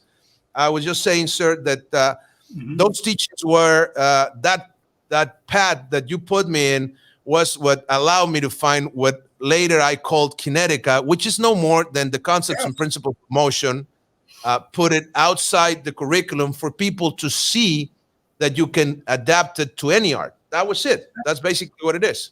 That's it. That's what a person should do. Wow. Well, sir, thank you so much. You are welcome. Fantastic, sir. Well, it's always good for me to get it out too. I get these years of sudden epiphanies, and I forgot I had taught something because it had been so long ago, and it was old to me, but it's new to somebody else. So it's good for me to get this out. Yes, sir. Yes, sir. That's why I'm asking, because it's been a while. It's been what, 25 years? Yeah, my gosh. Wow. Well, we have a couple of questions before we go. Let's see. Rob Wushu says, hopefully the master class will be on Zoom. Yes, definitely. Extension class sounds great. Yes, the class will be on Zoom, sir, for everybody to join. Here it is. First master class on Zoom. Grandmaster Larry Tatum spreading the flame of KENPO, okay? Which is going to be Saturday, October 29. We're going to put it out there. All the information is going to be available on social media. We're going to advertise it everywhere because we want everybody to be there, because I am sure you will learn a lot from this gentleman here, the living legend, Grandmaster Larry Tatum, who has, like I said, given his life to the art and to the community, and he's going to do it once again for you. So for me, this is the way I can serve the community, by highlighting, like Mr. Tatum just said, and allowed him to teach all of you guys and put it out there for you, okay? So you can't miss it. This is going to be amazing. It's going to be actually really affordable because we have sponsors that are going to help out to make this reality, to make it available for everybody, okay? So if you're not there, man, you will regret it, because I am more than sure that this is going to be truly, truly amazing. I do too. Okay, sir. Seabrook Martial Arts Academy. I used to think I was really good at two-man set until I had Grandmaster Larry Tatum as my partner at one of his seminars. That was one of my most amazing experiences with him. Salute from Canada. Hey, how are you doing, Jamie? Nice. William Hernandez says, great blessings to you, Master Frank and Master Larry Tatum. Thank you. Well, sir, I think that's it for today. We'll see you back here when, sir? Oh, gosh. I guess in a couple of weeks or 3 or so. Yes, we'll be back as soon as we have our agenda clear. Mr. Tatum is a very busy man, but don't worry, guys. I will bug him and, just until we get him back here, okay? I'm going to be there, for you guys, because I know this is amazing and I'm very happy to do it. Thank you, sir. All right, you guys. Take care. All right. And I'll talk to you soon. Thank you, guys. Take care. Have a great weekend. Bye-bye. Bye-bye.